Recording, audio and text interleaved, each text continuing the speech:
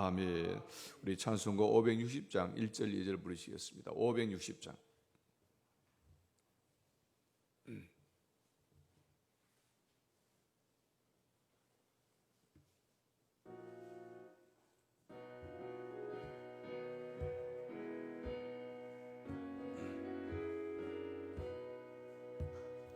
주의 발자취를 따름이 어찌 즐거운 일 아닌가.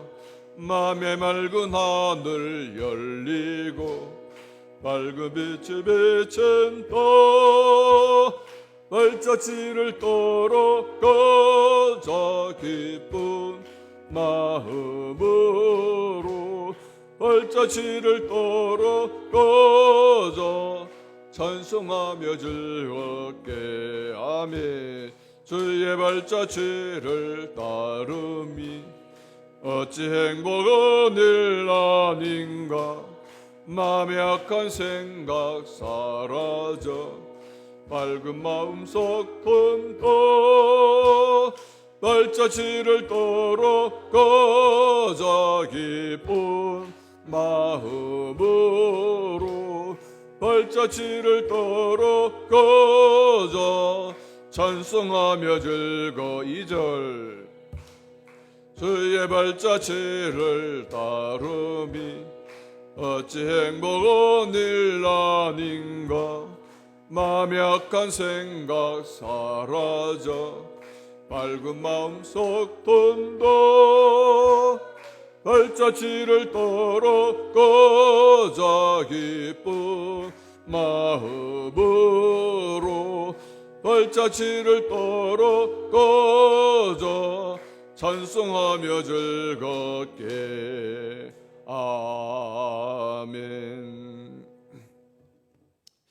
너무 몸이 어렵고 힘들고 피곤할 때 보약 한 잔 먹으면 새로운 힘이 솟습니다.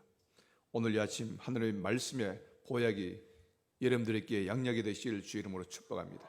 우리 아버지 인사합니다. 사랑합니다. 축복합니다. 환영합니다. 하나님의 축복이 당신에게 좋은 일이 있을 줄로 믿습니다. 찬송 부를 때, 기도할 때, 말씀을 들을 때 이 모든 말씀들이 하늘의 신비한 보약이 되기를 축복합니다. 한번 인사하시고 우리 보약 한 잔 잘 먹으십시다.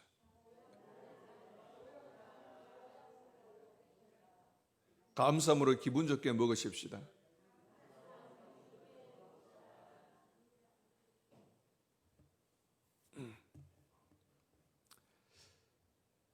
이 후반기를 출발하면서 여러분들의 개인과 가정과 사업장과 자녀들에게 하늘의 큰 은혜가 넘치시기를 주 이름으로 축복합니다. 기독교는 배움의 종교입니다. 아는 것이 힘이라 그러죠. 우리가 여호와를 알자, 힘써 여호와를 알자, 하나님을 아는 만큼 바르게 신앙생활을 할 수가 있습니다.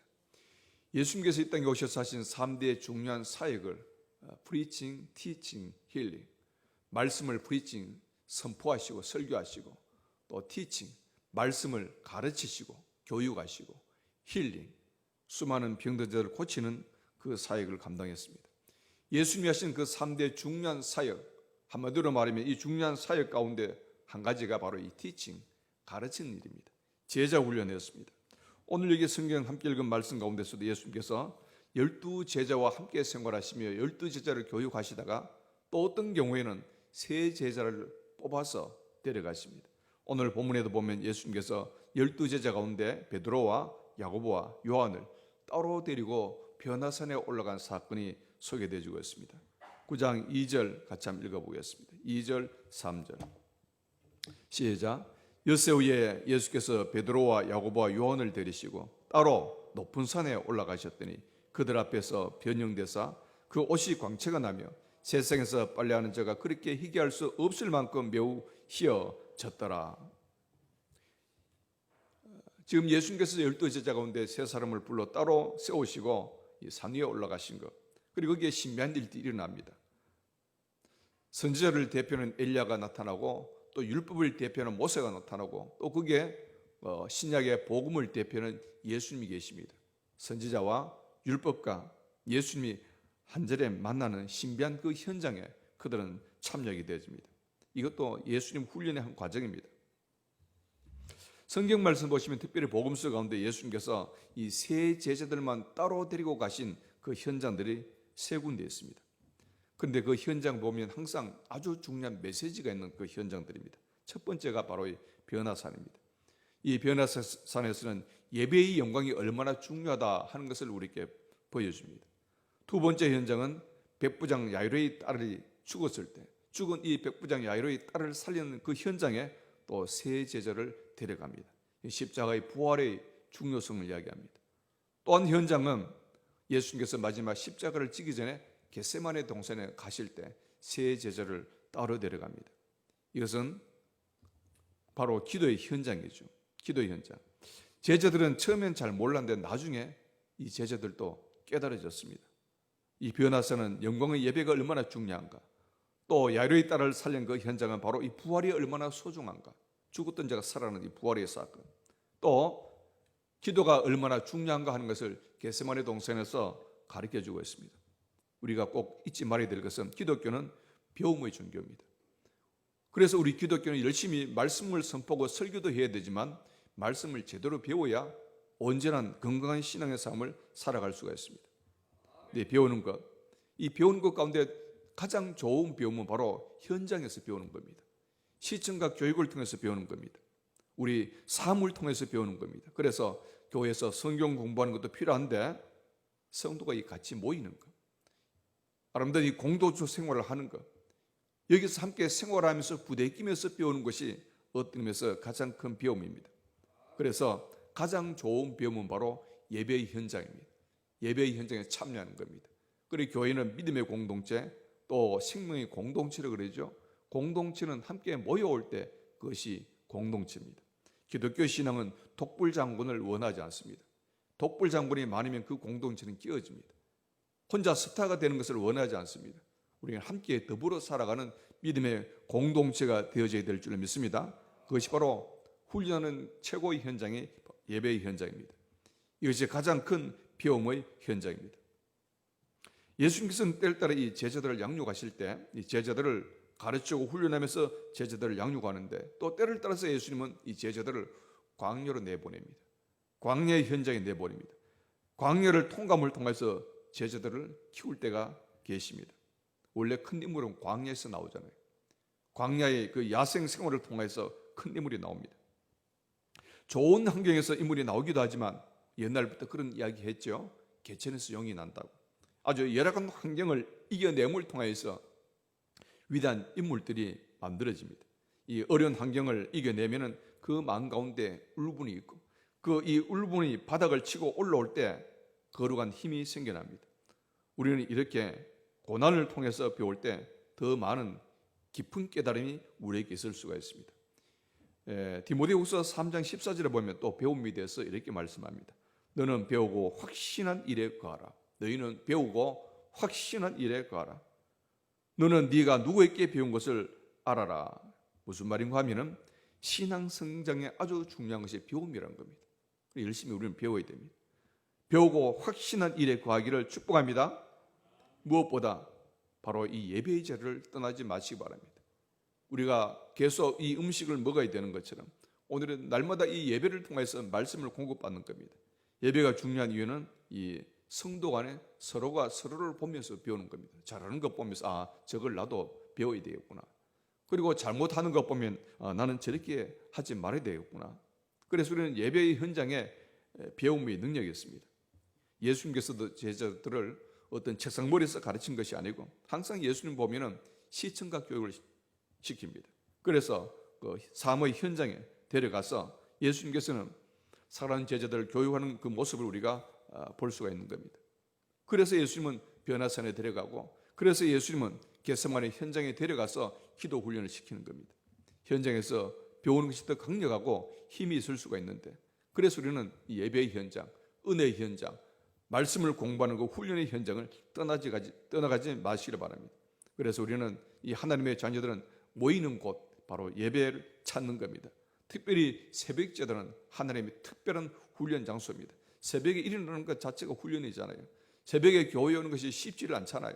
그래서는 이 새벽 제단을 통해서 하나님께서는 특별한 일들을 보면은 새벽의 일을 이루어 가십니다. 오늘 이 새벽 시간이 여러분들 인생에 귀하고 복된 은혜의 시간, 축복의 시간, 기적의 현장, 터닝 포인트가 되기를 주의 이름으로 축복합니다. 또 때를 따라 여러분은 믿음의 성도들끼리 식사도 같이 하고 아름다운 성도의 교제가 있어지기를 주의 이름으로 축복합니다. 두 번째 생각할 것은 모든 것이 똑같으면 아주 지루합니다. 예를 들어서 조금 전에 우리가 찬양을 하셨는데 이 음악의 3요소 이야기해 보세요. 음악이 음악되기 위해서는 음악의 3요소가 있습니다. 첫째는 뭐가 있어야 되고 멜로디가 있어야 되고 이 멜로디, 음의 높고 낮은 이 멜로디가 있어야 됩니다. 우리나라 음계는 5음결이 되어 있습니다. 공상각치우. 근데 서양 음계는 뭐로 되어 있습니까? 7음결이 되어 있습니다. 도레, 미파, 솔라시도. 미파와 시도는 반음으로 되어 있죠. 근데 이 음계가 있다는 것은 이 음계를 통해서 음악이 되는 것이고 이 음악을 통해서 우리에게 즐거움을 가져오는 겁니다. 그래서 예를 들어서 한번 생각해 보십시다. 나는 똑같은 게 좋다. 나는 막 똑같은 골치 아프게 복잡한 거 말고 똑같은 게 좋더라 해서 이 음악이 도만 계속된다고 생각해. 도 이 도만 계속된다고. 또 아니면 미만 계속된다고. 솔만 계속된다고 한번 생각해 보세요. 정미영 권사님 너무 재미없을 겁니다. 우리 정미영 권사님의 어떤 그 은사를 발휘하기 위해서는 솔만 가지고는 노래가 될 수가 없습니다. 도레미파 솔라시도가 있어야 피아노가 되고 기타가 되고 온갖 악기들이 그 기능을 발휘하게 되습니다. 또 두 번째는 뭐예요? 멜로디가 있고 리듬이 있죠. 리듬이 있어야 되죠. 리듬이 없으면 우리 권정희 권사는 재미가 없습니다. 이 앞에 이 드럼을 친다는 것은 리듬 악기잖아요. 그래서 이 리듬이라는 것은 여러 가지 리듬이 있습니다. 예를 들어서 왈츠가 있고 또 고고가 있고 슬로 고고가 있고 트위스트가 있고 또 소울이 있고 슬라우 락이 있고 여러 가지 이 리듬을 통해서 그 리듬이 전혀 다르잖아요.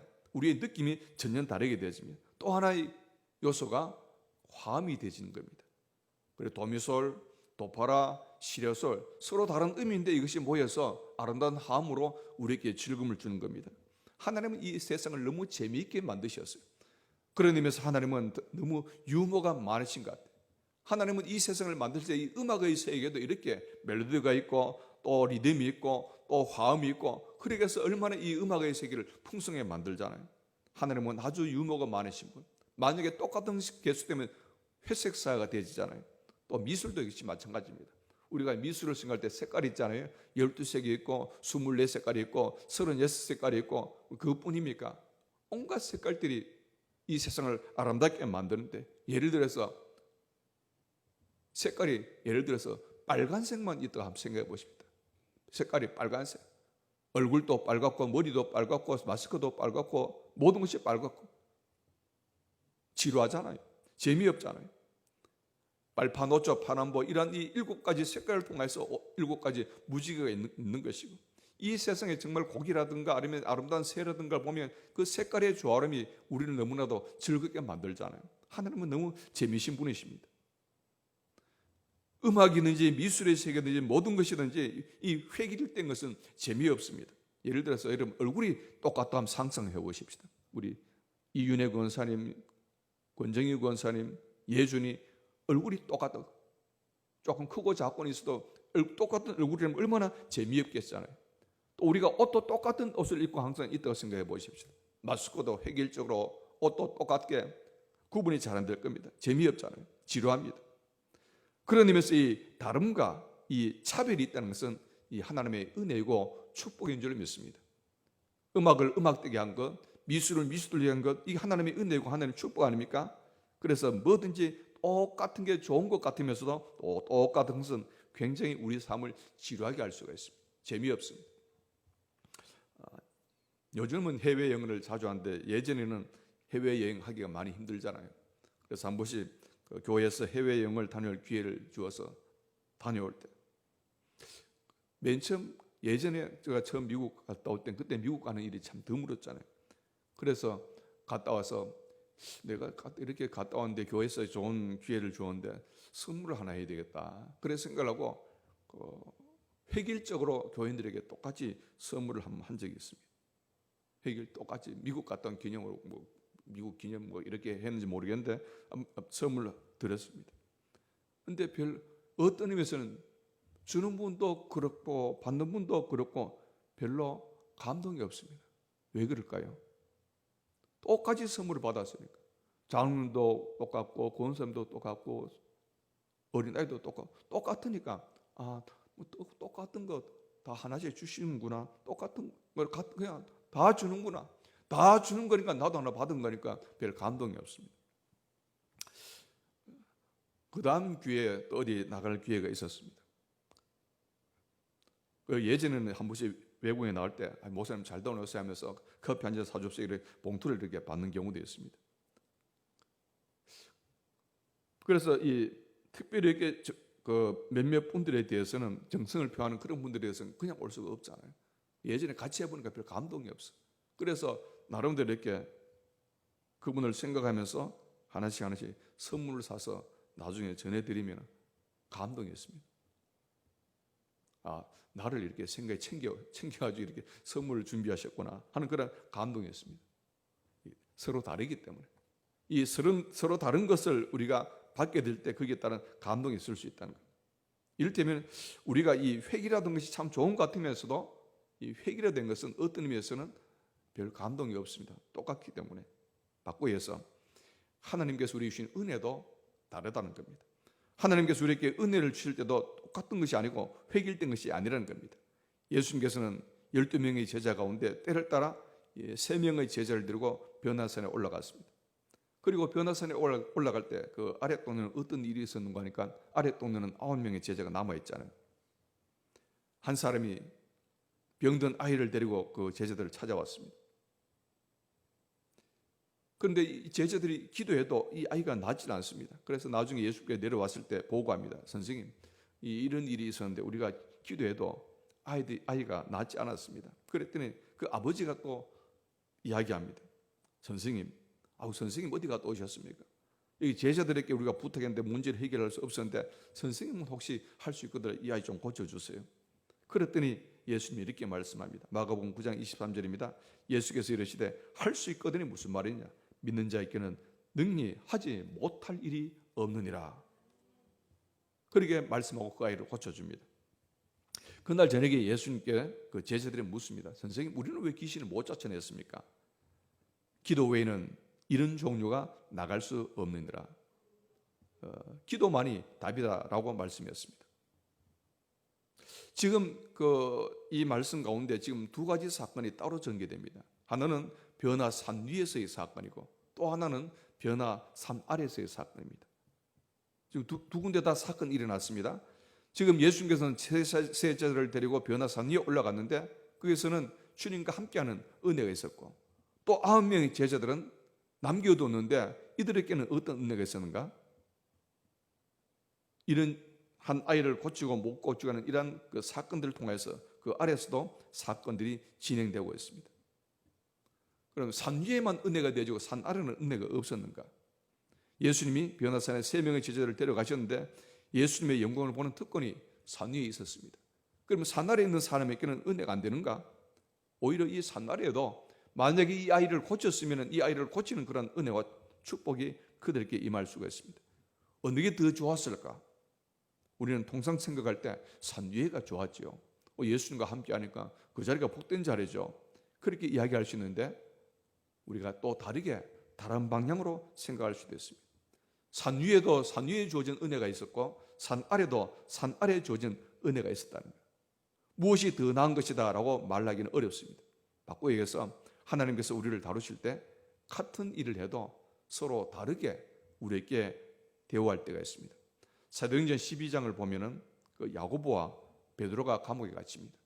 사도행전 12장 그 상반부에 보면은 야고보는 옥에 갇히고 옥에 갇혀서 어떻게 하는가? 순교를 당합니다. 그리고 같은 사도행전 12장입니다. 베드로가 옥에 갇힙니다. 근데 베드로는 어떻게 되어집니까? 여러분들 아시는 대로 하나님께서 천사를 보내줘서 감옥에서 꺼내줍니다. 그런데 야고보는 순교합니다. 어떻게 생각되십니까? 같이 하나님의 일하던 주님의 제자들입니다. 야고보는 죽는데 베드로도 죽어야 안 됩니까? 또 베드로를 살려주었으면 야고보도 살려줘야 되는 것 아닙니까? 그래 공평한 것 아닙니까? 어떻습니까? 근데 하나님은 다르게 진행하셨습니다. 그러면 야고보가 베드로보다 더 죄가 많아서 야고보가 순교했습니까? 아닙니다. 그렇지 않습니다. 어떤 의미에서 야고보는 죽음을 통하여서 하나님의 영광이 나타났고 베드로는 감옥에서 나옴을 통하여서 하나님께 영광이 되었습니다. 둘 다 영광이고 둘 다 은혜입니다. 우리는 우리 인간적인 생각을 가지고 야고보는 죽었으니까 은혜가 안 되고 베드로가 탈출했으니까 감옥에서 나왔으니까 베드로만 은혜 받은 사람인가? 우리는 그렇게 생각해서는 잘못된 생각입니다. 바꿔 얘기해서 지금 예수님께서 변화산에 제자들을 데려갔는데 산 위에 올라간 은혜가 있고 또 산 밑에 있는 제자들은 산 밑에 있는 제자들로서의 은혜가 따로 있는 겁니다. 산 위에도 변화산의 은혜가 있었고 산 아래에서도 사건을 통해서 무언가 지금 하실 말씀이 있잖아요. 그래서 산 아래로 내려왔을 때 거기서 또 예수님을 통해서 조진 메시지가 따로 있는 겁니다.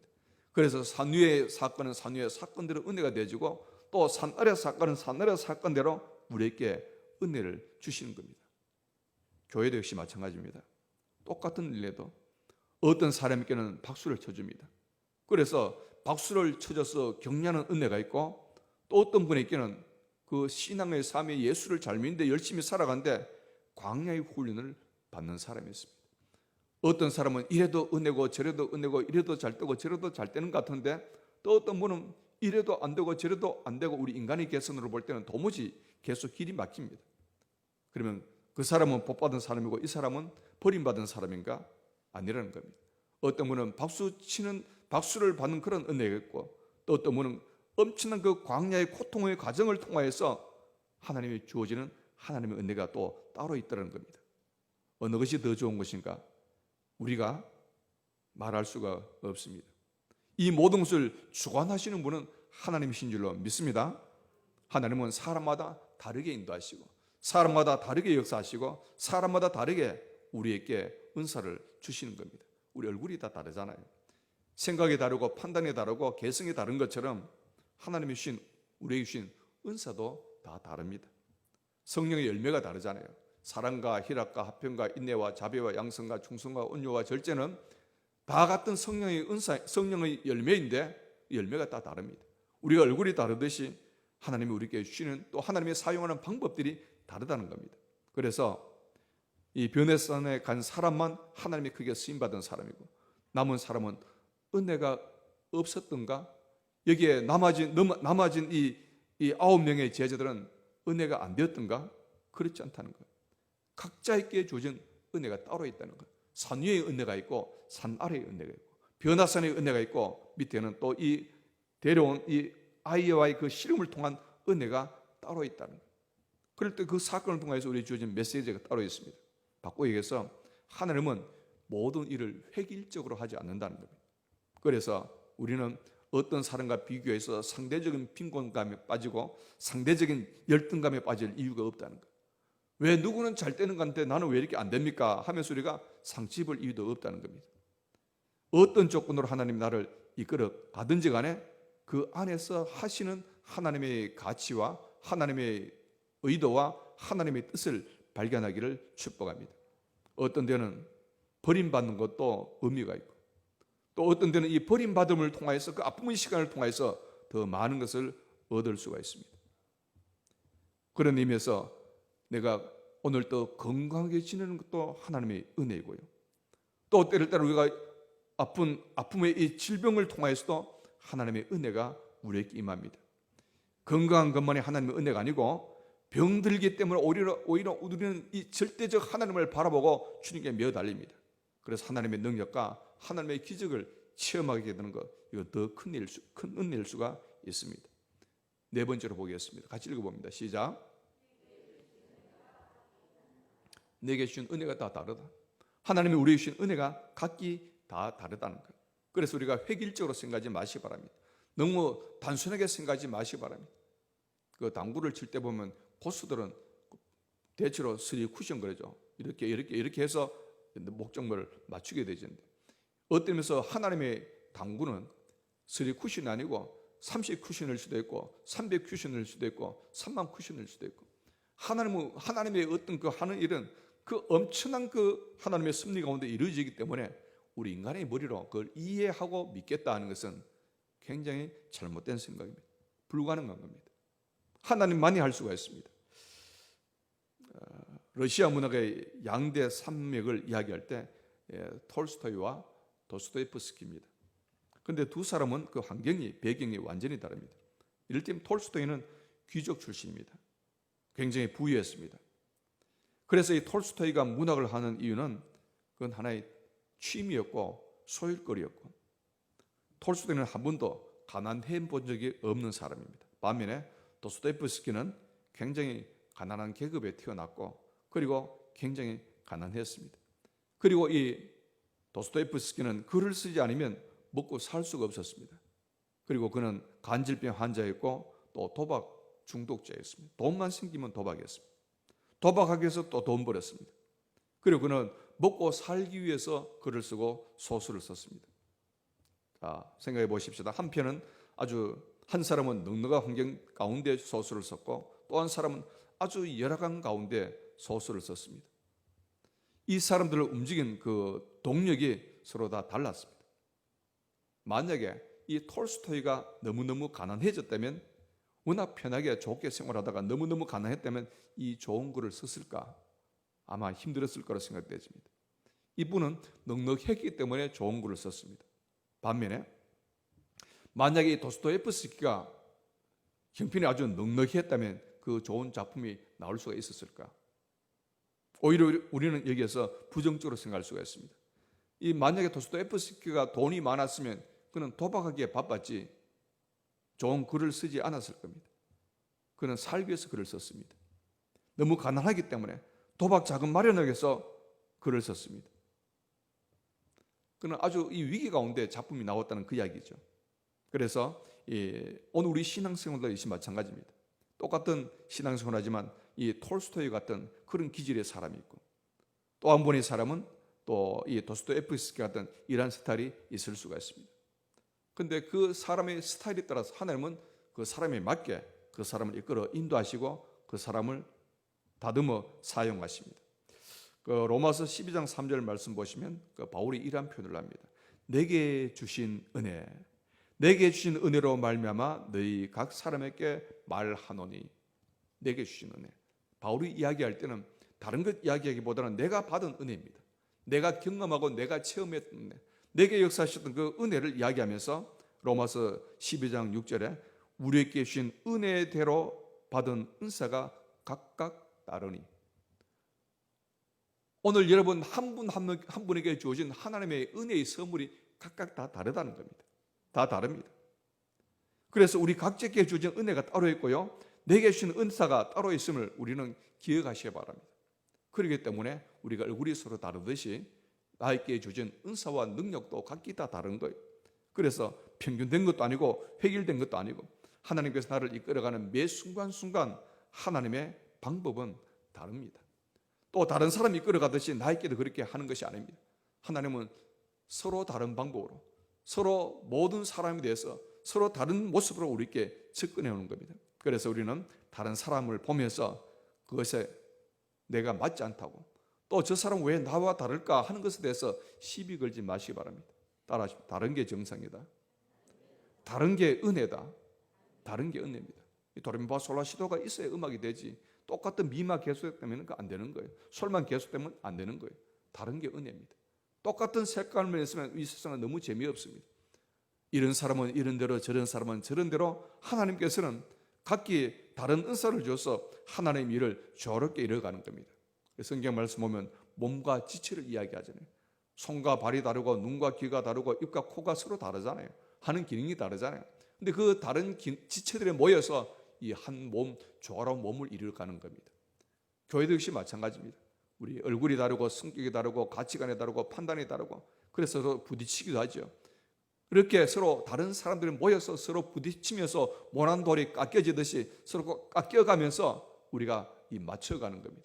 그래서 교회가 아름다운 생명 공동체로 만들어져 가는 겁니다. 아멘. 성령 은사가 다르잖아요. 어떤 분은 지혜의 은사, 지식의 은사, 믿음의 은사, 신유의 은사, 능력 은사, 예언, 영분별, 방언 통역 은사가 다 다른 거예요. 왜 당신은 이런 은사가 없느냐? 시비 걸지 마시기 바랍니다. 나와 다르다고 틀린 것이 아닙니다. 나와 다른 사람은 다른 것이지, 나와 다르다고 해서 저 사람 틀렸다 그렇게 생각해서는, 판단해서는 안 됩니다. 다른 것은 다른 것으로 우리가 서로 받아들일 때 아름다운 공동체가 세워지게 될 줄 믿습니다. 하나님은 우리 각자를 서로 다르게 만드셨고 우리 각자를 서로 다르게 사용하십니다. 고난에 올 때마다 각기 다른 방법으로 접근하시는 겁니다. 그래서 이 모든 것이 하나님의 은혜입니다. 이 모든 것이 하나님의 축복입니다. 어떤 내용이냐 어떤 방법이냐 이 분석할 이유가 없습니다. 그냥 주어진 대로 감사하시고 나의 주어진 그 자리에서 최선을 다하며 초점을 하나님께 맞추고 하나님의 영광을 위해서 우리가 살아드릴 때 우리의 모든 삶들이 은혜고 복이고, 이래도 은혜이고 저래도 은혜이고, 이래도 감사하고 저래도 감사하고, 이래도 신나고 저래도 신나고, 할렐루야, 모든 영광 하나님께 올려드리는 우리의 마음의 자세가 되시기를 주의 이름으로 축복합니다. 이 세상을 한번 보세요. 토끼가 있고 거북이가 있고 다람쥐가 있고 오리가 있고 서로 다르잖아요. 근데 기능이 다 다릅니다. 토끼와 거북이 다르잖아요. 토끼는 잘 달려갈 수가 있고 거북이는 느릿느릿한데 그래도 하는 기능이 다 다르잖아요. 다람쥐는 얼마나 재주를 잘 부리잖아요. 근데 오리는 그런 재주를 부릴 수가 없습니다. 그럼 물속에 들어가면 또 전혀 입장이 다르잖아요. 오늘 우리는 각기 주어진 은사를 따라 주어진 직능을 잘 감당하여서 서로 다른 사람, 서로 다른 성격, 서로 다른 은사를 가지고 있지만 오늘은 함께 모여서 아름다운 세부적 공동체를 세워갈 수 있는 한 몸을 이루고 오직 머리 대신 예수님 안에서 아름다운 지체로서의 사명을 잘 감당할 수 있는 거룩한 은혜가 있어지기를 축복합니다. 다른 것이 은혜입니다. 다른 것이 축복입니다. 그래서 우리는 서로 다른 우리가 모여서 주의 몸된 제단을 세워갈 수 있는 거룩한 은혜가 있어지기를 주의 이름으로 축복합니다. 우리 찬송가 560장 2절 3절 부르고 함께 통솔의 기도의 시간 가지도록 하겠습니다. 가사를 생각하시고 주의 발자취를 따름이 어찌 행복한 일 아닌가. 마음의 악한 생각 사라져 밝은 마음속 던다.